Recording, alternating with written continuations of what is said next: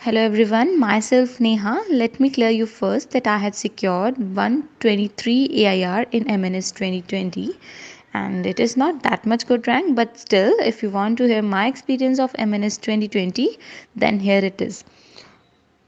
मैं आपको बता दूं दैट मैंने अपनी प्रिपरेशन एमएनएस के लिए बहुत पहले से स्टार्ट नहीं करी है बिकॉज़ मेरे को एमएनएस के बारे में पता ही नहीं था एंड मैं जनरली अपने बोर्ड्स के लिए प्रिपेयर कर रही थी। सो अब सीधे पॉइंट पर आते हैं। As we know MNS exam pattern that there are 50 questions from GK, 50 questions from general English and rest of the 50 is from science. And for science portion, I would suggest NCERT in bio and chemistry. No doubt इस बार एक दो questions जो थे out of the NCERT थे bio में, but instead of focusing on that, you should focus on the bulk to score more marks. And for physics portion I would suggest that आपके जो concept हैं वो clear होने चाहिए and make sure कि आपने जो सारा सिलेबस है एक बार अच्छे से रिवाइज करा हो, एक बार अच्छे से पढ़ा हो। एंड न्यूमेरिकल की इतनी ज़्यादा वेटेज नहीं होती है फिज़िक्स में।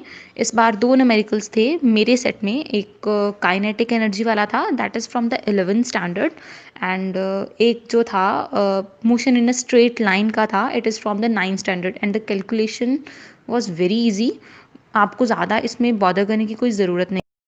इंग्लिश में मैंने जो ग्रामर के बेसिक टॉपिक्स होते हैं उन पे फोकस करा था, like parts of speech which include noun, pronoun, verb, adjective, adverb, preposition, conjunction, इंटरजक्शन। ये सारे टॉपिक्स मैंने अपनी जो प्रीवियस क्लासेस की जो मेरी ग्रामर की नोटबुक थी उससे मैंने एक बार रिवाइज कर लिए थे। एंड इंग्लिश में जो मोस्ट इंपॉर्टेंट टॉपिक्स होते हैं that is voice and narration. इसमें I can say 7 to 8 questions in दोनों टॉपिक से ही होते हैं। तो अगर आपको इंग्लिश में अच्छा स्कोर करना है तो ये दो टॉपिक्स आप छोड़ ही नहीं सकते हो। एंड इंग्लिश में आपको बाकी जो टॉपिक्स हैं लाइक इडियम, फ्रेजेस, वोकैब, इन पे फोकस करना है। वोकैब के लिए I would suggest you should maintain your daily diary. मैंने ऐसा ही करा था और ये डायरी मैंने बहुत पहले से बनाई थी। उस टाइम मेरी कोई ऐसी इंटेंशन नहीं थी कि आगे जाके मुझको ये एंट्रेंस देना है, ये एंट्रेंस देना है, बट मेरे लिए वो हेल्पफुल हुई। एंड इन जनरल नॉलेज मैंने स्टैटिक जीके के बेसिक टॉपिक्स पर फोकस करा था, like days and dates, national celebrities, Indian history, books, authors, themes of days, national awards, international awards, sports के जो टॉपिक्स होते हैं बेसिक टॉपिक्स उस पर फोकस करा था।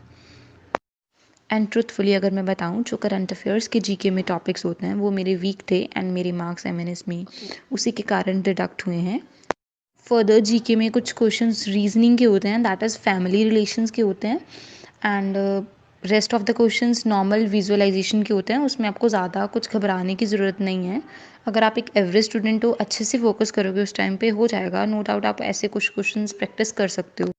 एंड ये सब मेरे रिटन एमएनएस एग्ज़ाम के बारे में था। एंड मैं आपको बताऊं दैट मैंने अपनी 12th 2020 में सीबीएसई बोर्ड से कंप्लीट करी है एंड ये मेरा फर्स्ट अटैम्प्ट था। मैंने कोई क्लासेस या टेस्ट सीरीज़ ज्वाइन नहीं करी थी एंड अगर मैं कर सकती हूँ आप भी कर सकते हो। And you should keep in mind that it always seems impossible until it done. So wish you all the best for your further journey. Thank you.